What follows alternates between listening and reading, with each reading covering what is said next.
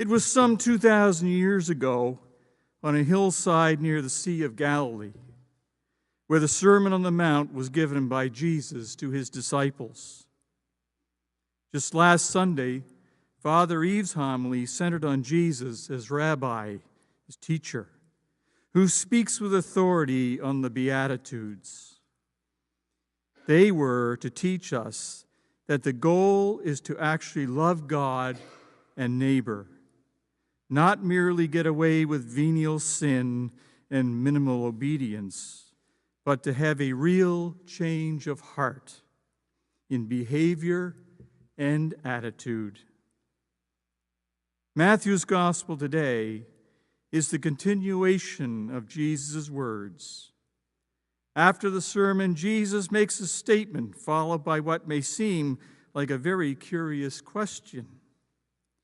Jesus says to his disciples, "You are the salt of the earth, but if salt has lost its taste, how can its saltiness be restored?"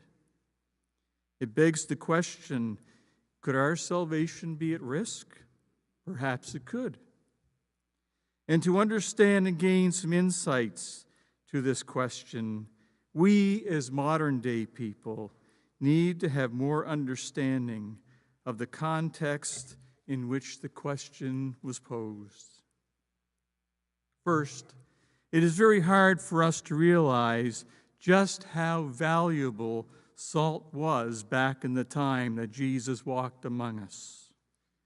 Salt to us is so common. I mean, 3/4 of the earth is covered with oceans filled with salt. And it comes today in packaging that's attractive and found just about anywhere. Go to any restaurant or takeout, there's salt. Every table has a shaker on it.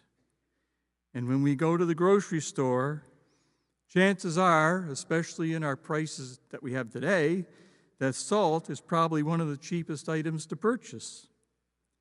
But this was definitely not so in the time of Jesus.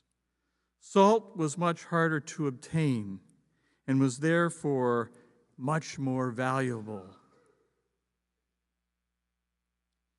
It was also especially important. So much so that it was even written in Scripture in the Old Testament. In the Scripture in the book of Sirach, he lists salt as one of the essentials of human life. He even went further to say, the world cannot endure without salt. Salt's importance as a preservative was necessary. Back in those days, we didn't have electricity. There was no refrigeration. So it was essential. It was the only way to store foods, like meat and fish, to keep it safe from bacteria so that it was able to be consumed at a later date. And as I said, remain free from spoilage. Now, conversely, salt had another side to it. It could be used in warfare to poison the farmlands of enemies, so the land would be rendered useless, unable to grow crops to sustain its population. In fact, salt was even used as a form of currency in the time of Jesus. Roman soldiers were often paid in salt. Hence, we have the word today, salary. Now, the world was introduced to this expression that if someone was not doing their job, they were sometimes described as not worth their salt. And there was a common saying in Rome that went like this: there is nothing more useful than sun and salt. So from all this, we can certainly understand that this compound known as salt was a multi-use thing that had many applications in the ancient world. So when we perceive someone as the salt of the earth, we can see them as both valuable and purposeful and necessary for the good of others. And from what Jesus says, he has decided that we are like salt and have value and importance in the world. He loves us and wants us to be a part of the salvation of the world. But there is another quality of salt besides having value and purpose, and this is important. Salt is really no good on its own. It is always used for something else. So what does that mean? Quite simply, a salt shaker on a table does not a meal make. It exists to add to flavor something else, to make something that may be flat and bland come alive with flavor. I mean, doesn't French fries and corn on the cob and scrambled eggs always taste better with a dash of salt? So just as salt does not exist for itself, if we are the salt of the earth, neither do we as Christians. Like salt, we are important and truly we are valuable, but not just for ourselves. So what does that mean? Well, as followers of Jesus, we are best serving our purpose when we are living for and with Christ and for others, not for ourselves. It is not about the ego. Jesus said that he came to serve and not to be served. And that is true for all of us who are disciples. We are truly following Jesus when we are willing to be the salt and not the main course. One of the greatest examples we heard just a few weeks ago in the gospel reading about John the Baptist. Now, if you want to look at John, there was a salty guy. He was aware that he did not exist just for himself. His mission was to prepare the way for Jesus. And when Jesus came on the scene, the Baptist knew that his ministry had been fulfilled. In John 3, the Baptist said, "He, Jesus, must increase, but I, John, must decrease." And that is true for us too. Jesus must increase, we must decrease. We are the salt, but again, we're not the main course. Bishop Robert Barron said in one of his Word on Fire reflections a few years ago, "We are called to spice things up, to draw out the good flavors and not permit the impurities and the elements that taint the goodness of salt to do its work." So here's a thought. When we can be the seasoning, the spice that brings out the God flavors, not the good flavors, but the God flavors to the earth, we must be careful, too, that we do not lose our saltiness. If we do, will other people taste the goodness of God? We are to preserve it just as salt preserves. Remember that saying in Rome, there is nothing more useful than sun and salt? Jesus also said that we are both the salt of the earth and the light of the world.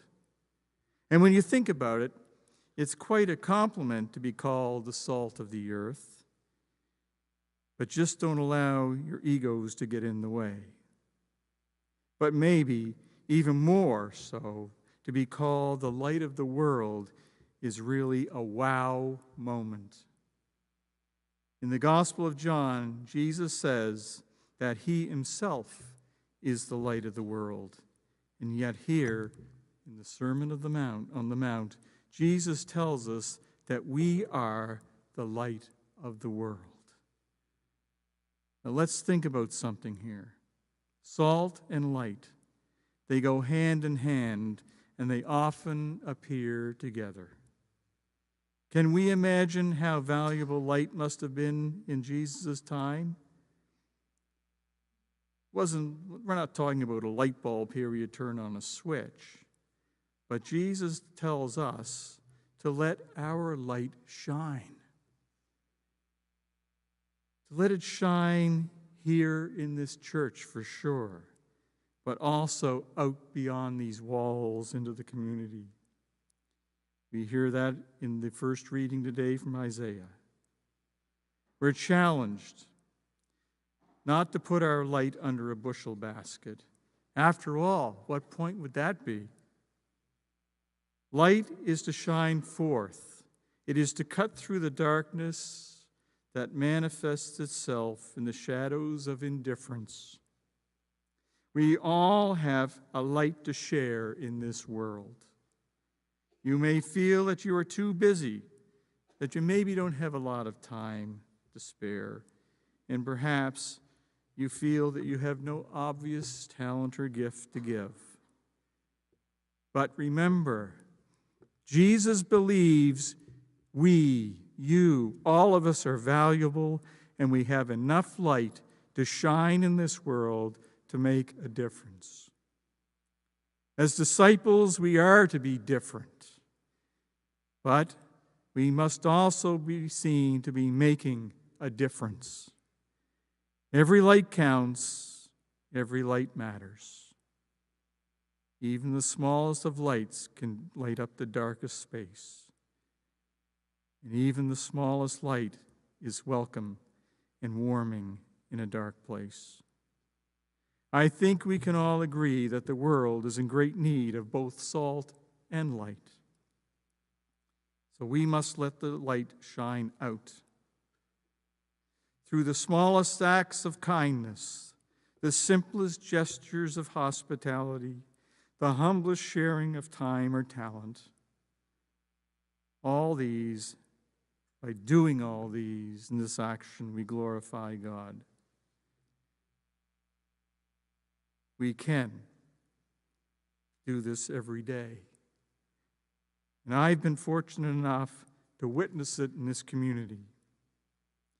When we feed the hungry, when we shelter the homeless, where they can find a place of warmth and security to lay their head at night. And believe me, after these last few days, they need a warm place to put their head in safety at night. Even just treating somebody with decency and respect is shining that light. I recall a story that occurred to me just 2 to 3 weeks ago. My wife and I were having a dinner at a restaurant here in the local area, and the waitress that we have known for years, she came up to our table, and she looked at us, and she said, I just had the strangest phone call. She said, a lady that I know, she's a 75-year-old woman, and she's just been put out on the street. She lost her home. And she said, I don't know what to do. It was not quite as cold as last night, but it was cold. And I said, well, I think I can help you out. At Beacon House, we have taken on another aspect of serving the population in need. Yes, we have food. Yes, we have clothing. Yes, we have footwear. But the one thing that we did not have was shelter. When our church up on Metropolitan Avenue Drive was closed down, we stepped in and had the opportunity to take on the old Seton property to turn it into a shelter, a place where people can lie their head at night and at least be warm and have something to eat. I told the waitress, I said, here's a number and a person to contact. And she was just elated. And she called this lady, and she did find a place that night to lay her head. Nora, our waitress, said, well, that was certainly providential. I thought about it for a minute and said, we had planned to go to that restaurant for 3 nights in a row, and we didn't get there, but we got there that night. Providential, perhaps, but it was something that just happened and occurred, and it happens quite often when we are called to react, to do something that we can affect, to shine a little bit of light in the darkness. There was another story I heard a few years ago that gives you a bit of pause as well. There was a man who was feeling very overwhelmed by this world. And in his frustration one night, he was just so antsy that he got up and decided he was going to go out for a kind of a late evening walk. And just as he was leaving his house, the moon was just rising over the horizon. The sky was clear, and he could not believe how bright the night sky had become. He was amazed at the brilliance that the light of the moon made. But the truth is that the moon does not create any light of its own. It merely reflects the light from the sun. And that is what we, you and me, are doing too. We don't create any light. We are simply reflecting the light of the sun, not the S-U-N sun, but the S-O-N sun, more precisely, the Son of God. This is when we are fully alive and can offer that light to the world. The darker the world becomes, the more important it is for the light to shine. I think we can all agree that our world needs more salt and light these days to spice up the faith and to shine the light of Christ on a world in great need of discipleship among all peoples. Remember, you are the salt of the earth. You are the light of the world. And how do we know this? Because Jesus said so.